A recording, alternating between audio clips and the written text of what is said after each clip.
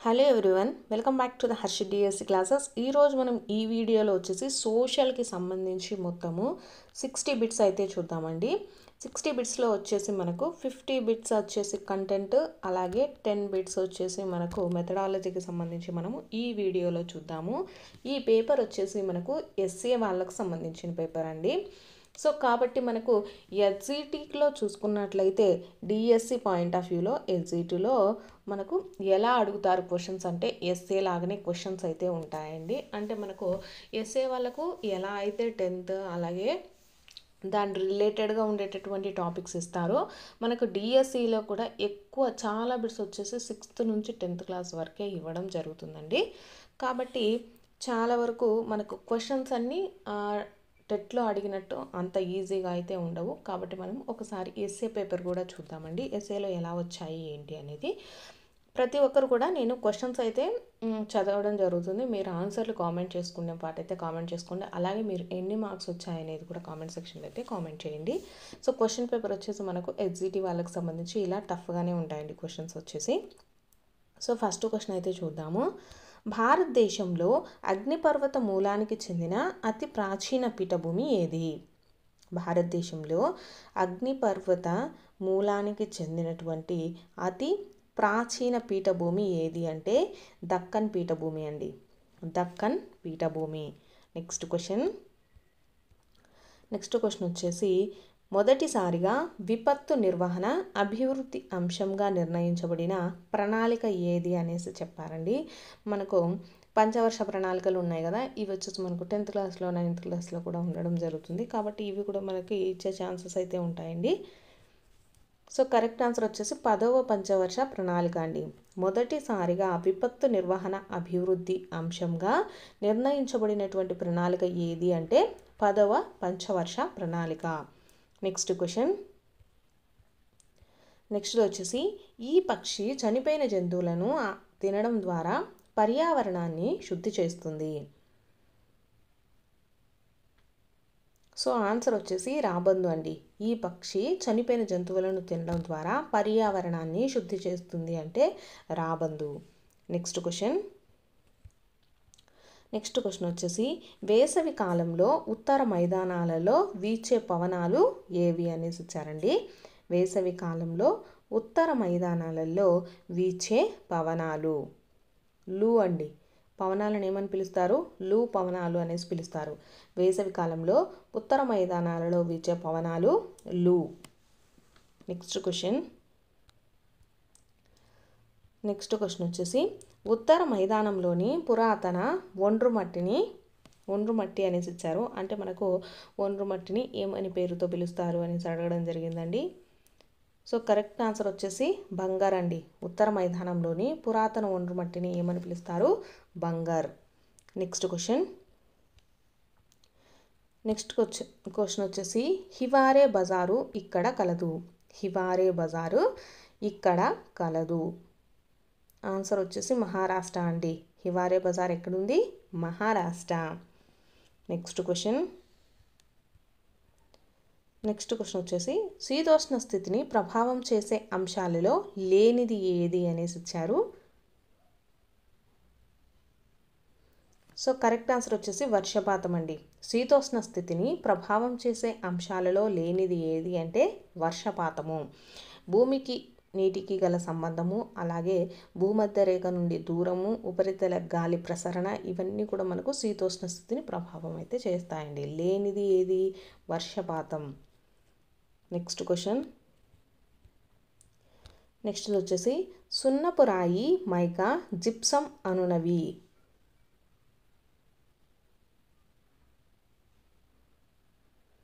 So correct answer వచ్చేసి option 2 అండి. అలోహ ఖనిజాలు.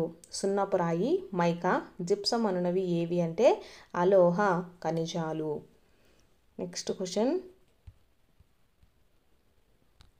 మోటార్ వాహనాలు నడపడానికి కనీస వయోపరిమితి ఎంత? మోటార్ వాహనాలను నడపడానికి కనీస వయోపరిమితి.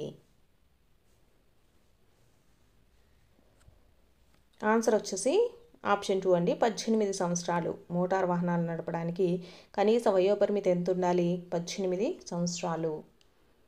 నెక్స్ట్ క్వశ్చన్ నెక్స్ట్ వచ్చేసి వస్తు పంపిణీ గొలుసును సరిగ్గా సూచించేది ఏది అనేసి ఇచ్చారండి.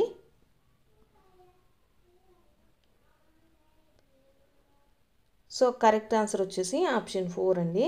వస్తు పంపిణీ గొలుసును సరిగ్గా సూచించేది ఏది అంటే ఉత్పత్తిదారు, నెక్స్ట్ వచ్చేసి టోకు వర్తకుడు, తర్వాత చిల్లర వర్తకుడు, వినియోగదారుడు అండి. ఉత్పత్తిదారు నుంచి టోకు వర్తకుడికి, తర్వాత చిల్లర వర్తకుడు, తర్వాత వినియోగదారులకు మనకు వస్తు పంపిణీ అనేది జరుగుతుంది. నెక్స్ట్ క్వశ్చన్ వచ్చేసి ఈ వ్యవసాయంలో ఆహారోత్పత్తికి, పశువుల మేతకు, పశు పెంపకానికి భూమిని వినియోగిస్తారు. సో ఇక్కడ మనకు వ్యవసాయాలు రకాలు ఉన్నాయి కదా, మిశ్రమ వ్యవసాయం, విస్థాపన వ్యవసాయం, జీవనాధార వ్యవసాయం, వాణిజ్య వ్యవసాయం.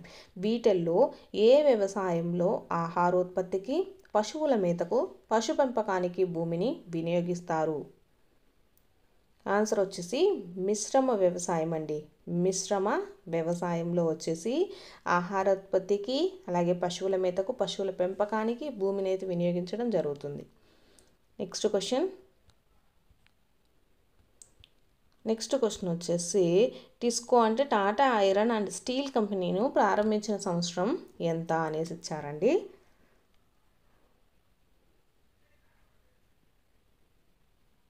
కరెక్ట్ ఆన్సర్ వచ్చేసి 1907 అండి. టాటా ఐరన్ అండ్ స్టీల్ కంపెనీను ప్రారంభించిన సంవత్సరం వచ్చేసి 1907. నెక్స్ట్ క్వశ్చన్ వచ్చేసి జనాభా మార్పుకు ఇది ప్రధాన ప్రక్రియ కాదు. ఇక్కడ చూసుకున్నట్లయితే మనకు మరణాల రేటు, వలసలు, విపత్తులు, జననాల రేటు అనేసి ఇచ్చారండి. వీటిల్లో మనకు మరణాల రేటు కానీ, వలసల వల్ల కానీ, జననాల రేటు వల్ల కానీ మనకు జనాభా మార్పు అనేది జరుగుతూ ఉంటుంది. సో విపత్తుల వల్ల మనకు జనాభా మార్పునకు ఇది ప్రధాన ప్రక్రియ కాదండి, విపత్తులు. నెక్స్ట్ క్వశ్చన్ వచ్చేసి దేశాలను వర్గీకరించడానికి ప్రపంచ బ్యాంకు ఉపయోగించేటటువంటి సూచిక ఏది అనేసి ఇచ్చారు. మానవాభివృద్ధి సూచిక, అలాగే జాతీయ ఆదాయము, తలసరి ఆదాయము, ఆర్థికాభివృద్ధి అనేసి ఇచ్చారండి. సో కరెక్ట్ ఆన్సర్ వచ్చేసి తలసరి ఆదాయం అండి. దేశాలను వర్గీకరించడానికి ప్రపంచ బ్యాంకు ఉపయోగించేటటువంటి సూచిక ఏది అంటే తలసరి ఆదాయం. నెక్స్ట్ క్వశ్చన్ ఈ క్రింది వానిలో విమానాశ్రయ నగరం కానిది ఏది అనేసి ఇచ్చారు. మనకు ఢిల్లీ, విజయవాడ, హైదరాబాదు, బెంగళూరు అనేసి ఇచ్చారు. దీంట్లో విమానాశ్రయ నగరం కానిది ఏది? సో విజయవాడ అండి. విజయవాడ వచ్చేసి విమానాశ్రయ నగరం కాదు. నెక్స్ట్ క్వశ్చన్ వచ్చేసి అంత్యోదయ అన్న యోజన పథకాన్ని ఏ సంవత్సరంలో ప్రారంభించారు? అంత్యోదయ అన్న యోజన పథకాన్ని ఏ సంవత్సరంలో ప్రారంభించారు? ఆన్సర్ వచ్చేసి 2000 సంవత్సరం అండి. 2000 సంవత్సరంలో మనకు అంత్యోదయ అన్న యోజన పథకాన్ని ప్రారంభించడం జరిగింది. నెక్స్ట్ వచ్చేసి పేదరికాన్ని కొలవటానికి ఉపయోగించే సామాజిక సూచిక కానిది ఏది అనేసి ఇచ్చారు.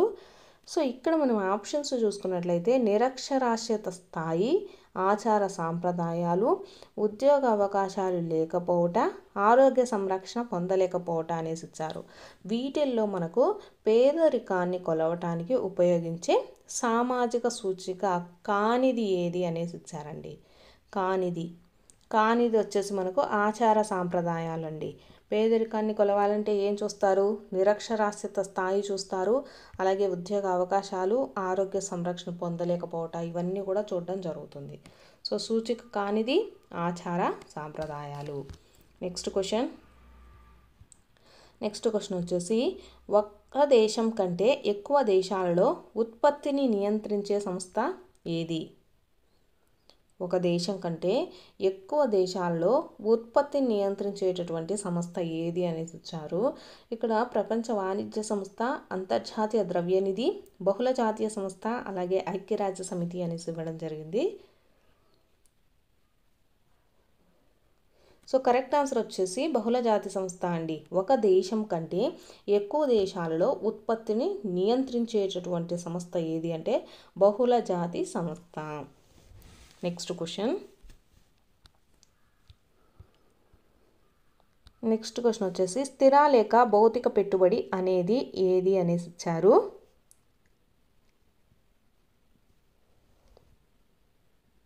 అంటే ఇక్కడ మనకు ఆప్షన్స్ వేతనాలపై వ్యయము, ముడి సరుకులపై వ్యయము, యంత్రాలపై వ్యయము, మార్కెటింగ్పై వ్యయం అనేసి ఇచ్చారండి.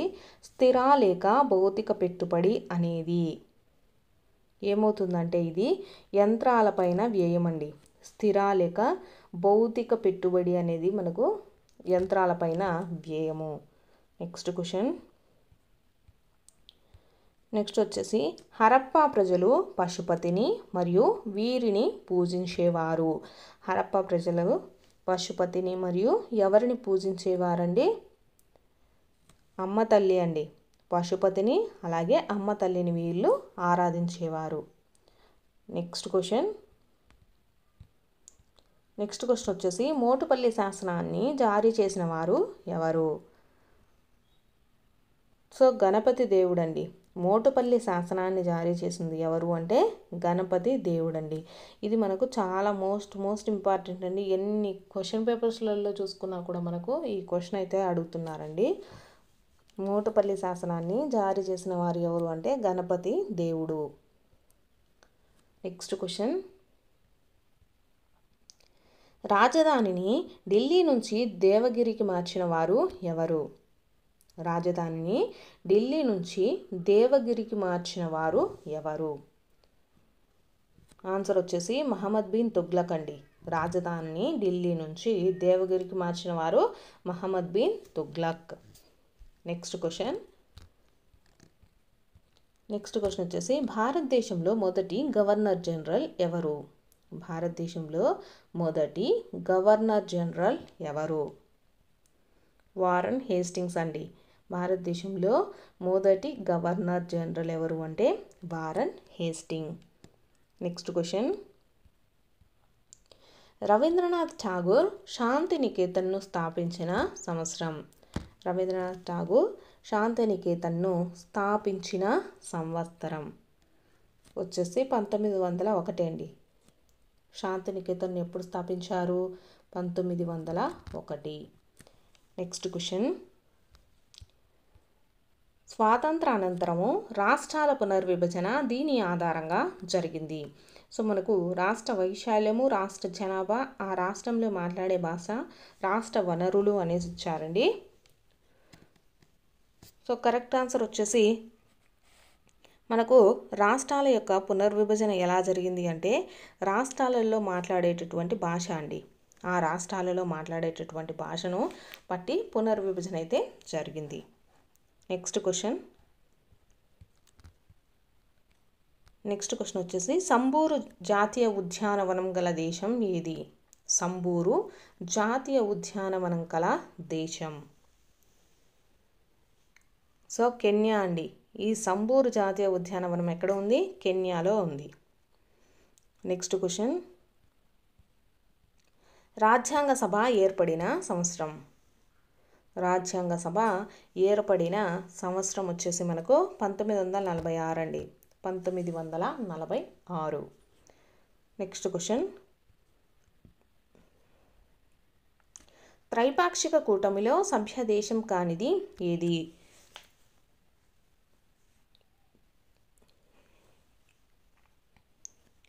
ఫ్రాన్స్ అండి. త్రైపాక్షిక కూటమిలో సభ్యదేశం కానిది ఏది అంటే ఫ్రాన్స్. మనకి త్రైపాక్షిక కూటమిలో ఉండేటటువంటి సభ్య దేశాలు వచ్చేసి ఆస్ట్రియా, జర్మనీ, ఇటలీ అండి. Austria, Germany, Italy. కానిది ఫ్రాన్స్. నెక్స్ట్ క్వశ్చన్ ఈ క్రింది వానిలో పర్యావరణవేత్త ఎవరు? ఈ క్రింది వానిలో పర్యావరణవేత్త ఎవరు అనేసి ఇచ్చారండి. ఎవరు అంటే కెన్ సారో వివా. కెన్ సారో వివా వచ్చేసి ఇతను పర్యావరణవేత్త. నెక్స్ట్ క్వశ్చన్ అంతర్జాతీయ న్యాయస్థానము ఇచ్చట కలదు. ఇంటర్నేషనల్ కోర్ట్ ఆఫ్ జస్టిస్ వచ్చేసి మనకు ఎక్కడ ఉంది అనేసి ఇచ్చారండి. అంతర్జాతీయ న్యాయస్థానం వచ్చేసి మనకు హేగ్లో ఉందండి. హేగ్. నెక్స్ట్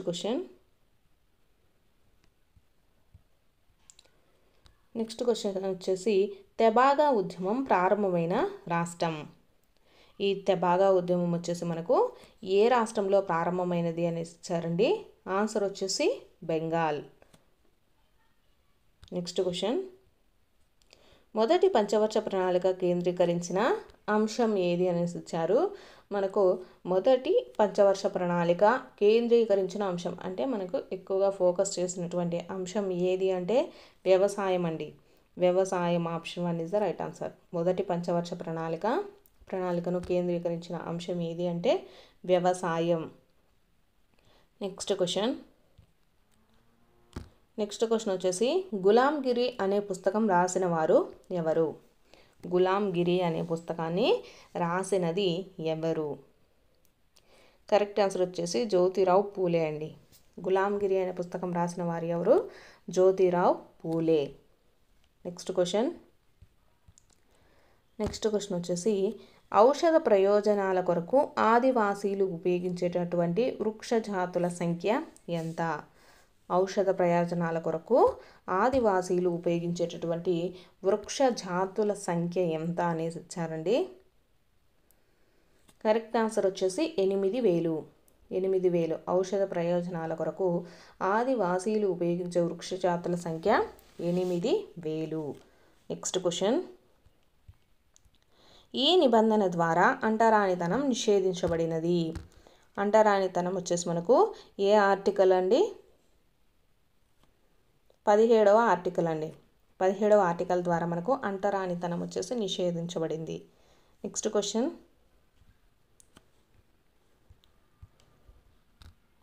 వచ్చేసి రాజ్యాంగ సభకు ప్రాతినిధ్యం వహించిన షెడ్యూల్ కులాలకు చెందిన సభ్యులు. రాజ్యాంగ సభకు ప్రాతినిధ్యం వహించిన షెడ్యూల్ కులాలకు చెందినటువంటి సభ్యులు ఎంతమంది అనేసి ఇచ్చారు. సో మొత్తం 26 మంది అండి. రాజ్యాంగ సభకు ప్రాతినిధ్యం వహించిన షెడ్యూల్ కులాలకు చెందిన సభ్యులు 26. నెక్స్ట్ క్వశ్చన్ ఈ క్రింది వానిలో స్వాతంత్రపు హక్కుకు చెందనిది ఏది అనేసి ఇచ్చారు. ఆప్షన్స్ వచ్చేసి భావ ప్రకటన స్వేచ్ఛ, ఏ వృత్తినైనా చేపట్టే హక్కు, ఏ మతాన్నైనా ఆచరించే హక్కు, సంఘాలను ఏర్పాటు చేసుకునే హక్కు అనేసి ఇచ్చారు.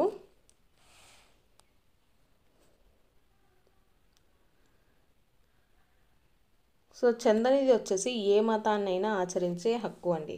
భావ ప్రకటన స్వేచ్ఛ ఉంటుంది, అలాగే ఏ వృత్తినైనా చేపట్టే హక్కు, సంఘాలను ఏర్పాటు చేసుకునే హక్కు వచ్చేసి ఇవన్నీ మనకు రైట్ టు ఫ్రీడమ్కి సంబంధించినవి. నెక్స్ట్ క్వశ్చన్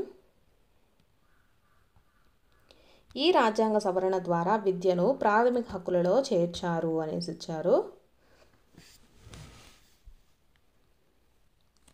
కరెక్ట్ ఆన్సర్ వచ్చేసి 86వ రాజ్యాంగ సవరణ అండి.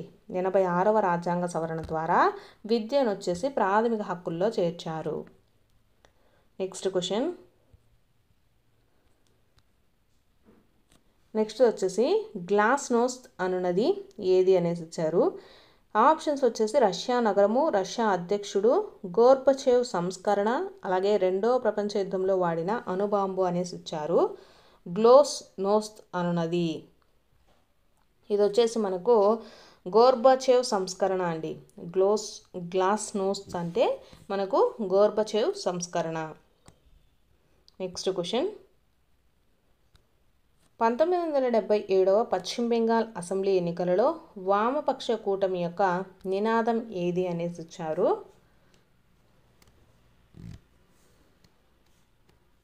కరెక్ట్ ఆన్సర్ వచ్చేసి ఆప్షన్ 3 అండి. దున్నేవాడిదే భూమి. 1977 పశ్చిమ బెంగాల్ అసెంబ్లీ ఎన్నికలలో వామపక్ష కూటమి యొక్క నినాదం ఏది అంటే దున్నేవాడిదే భూమి. నెక్స్ట్ క్వశ్చన్ హైకోర్టు ప్రధాన న్యాయమూర్తి యొక్క పదవీ విరమణ వయస్సు. హైకోర్టు ప్రధాన న్యాయమూర్తి యొక్క పదవీ విరమణ వయసు ఎంత అనేసి ఇచ్చారు. సో ఆన్సర్ వచ్చేసి 62 సంవత్సరాలండి. 62 సంవత్సరాలు. నెక్స్ట్ క్వశ్చన్ 4 ఈశాన్య రాష్ట్రాలను కలిపి ఉమ్మడి హైకోర్టు ఇచ్చట ఉన్నది. 4 ఈశాన్య రాష్ట్రాలకు కలిపి ఒకటే హైకోర్టు ఎక్కడ ఉంది అనేసి ఇచ్చారు. సో ఆన్సర్ వచ్చేసి గౌహతి అండి. గౌహతిలో వచ్చేసి 4 ఈశాన్య రాష్ట్రాలకు కలిపి ఒకటే ఉమ్మడి హైకోర్టు అయితే ఉంది. నెక్స్ట్ క్వశ్చన్ వచ్చేసి అర్బన్ వాటర్ కమిషన్ ప్రకారము పట్టణ ప్రాంతాలలో ప్రతి వ్యక్తికి రోజుకి అవసరమైన నీరు లీటర్లలో.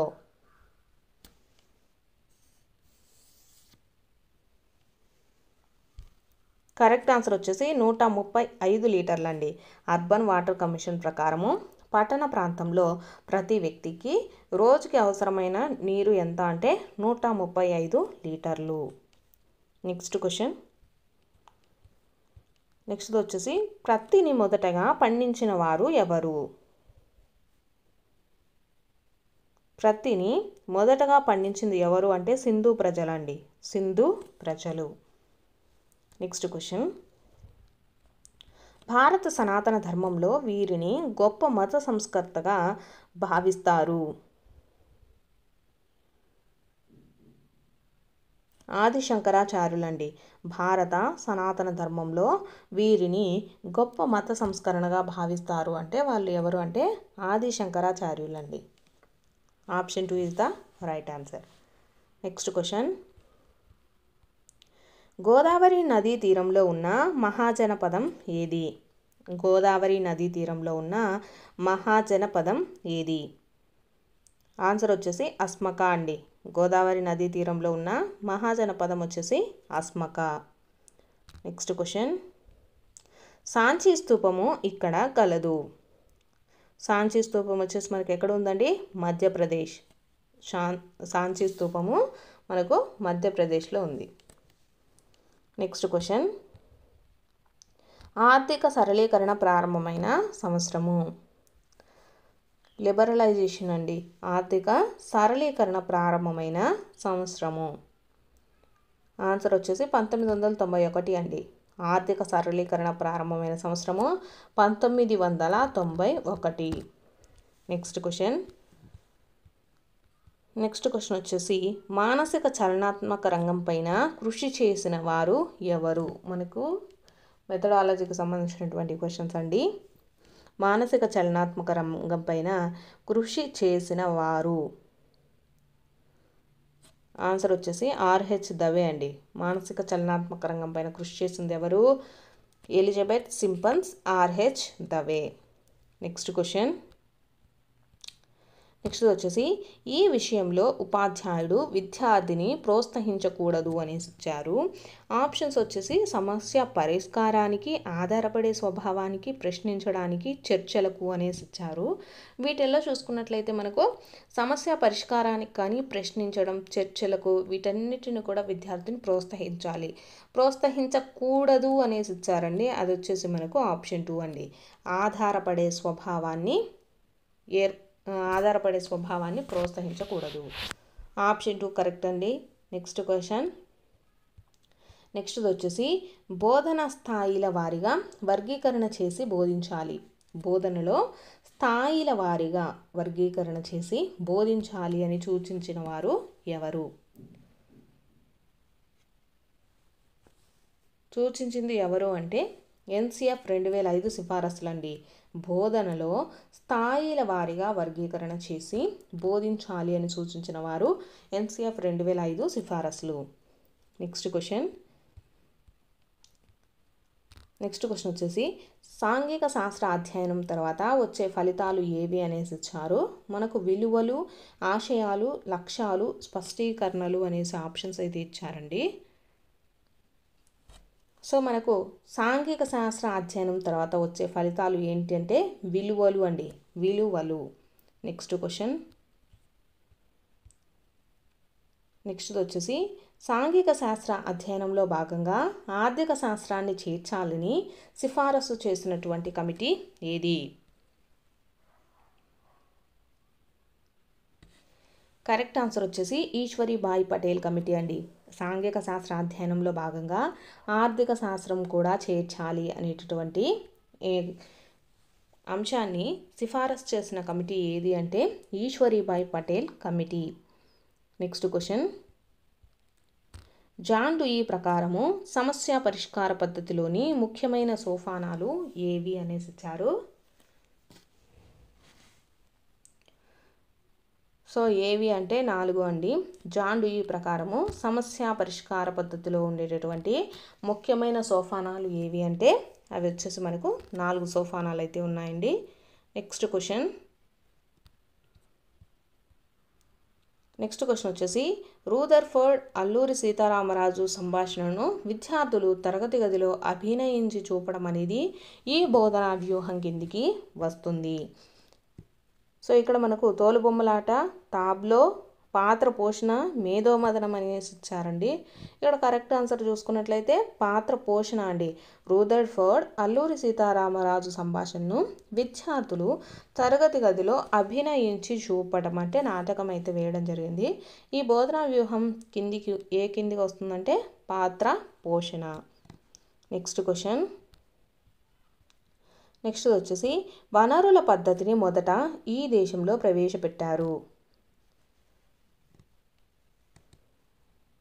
సో కరెక్ట్ ఆన్సర్ వచ్చేసి అమెరికా అండి. వనరుల పద్ధతిని ప్రవేశపెట్టిన మొదటి దేశం అమెరికా. నెక్స్ట్ క్వశ్చన్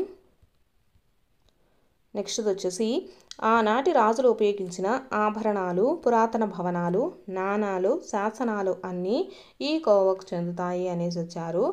ఆప్షన్స్ వచ్చేసి భూగోళిక శాస్త్రానికి సంబంధించిన వస్తువులు, లేకపోతే చారిత్రక ప్రాధాన్యత గల వస్తువులు, పౌరశాస్త్రానికి చెందిన వస్తువులు, అర్థశాస్త్రానికి చెందినటువంటి వస్తువులు అనేసి ఇచ్చారు. కరెక్ట్ ఆన్సర్ వచ్చేసి చారిత్రక ప్రాధాన్యత గల వస్తువులండి.